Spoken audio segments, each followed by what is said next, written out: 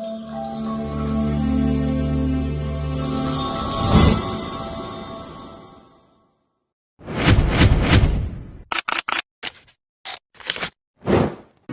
bersenam di rumah Kenwork. Usia mungkin bertambah, tapi semangat untuk bergerak jangan pernah berkurang. Hari ini, kami berkumpul bukan sekadar untuk bersenam, tetapi untuk menguatkan jantung, menggerakkan otot dan sendi, mengurangkan stres, meningkatkan keseimbangan dan koordinasi, merangsangkan fungsi otak dan memori, mengeratkan silaturahim dengan makan-makan, dan juga menambahkan keceriaan dan gerak ketawa. Kadang-kadang ubat yang terbaik bukanlah berada dalam botol, tetapi berada dalam pergerakan, persahabatan dan sokongan sesama insan.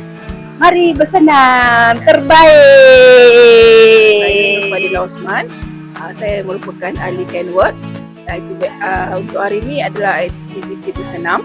Dan bagi saya, aktiviti sangat memberi manfaat sebab kalau nak buat sendiri kat rumah memang susah sikit lah. Tapi bila dengan kawan-kawan, ramai-ramai kita enjoy dan kita rasa benda ni tak adalah membebankan sangat. Jadi memang mendatangkan manfaat lah aktiviti yang Kenwork anjurkan ni.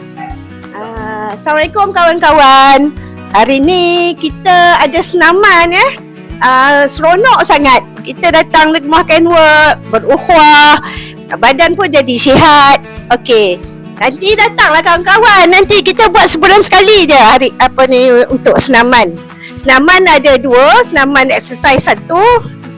Lepas tu dengan qigong. Okey, 2 kali sebulan.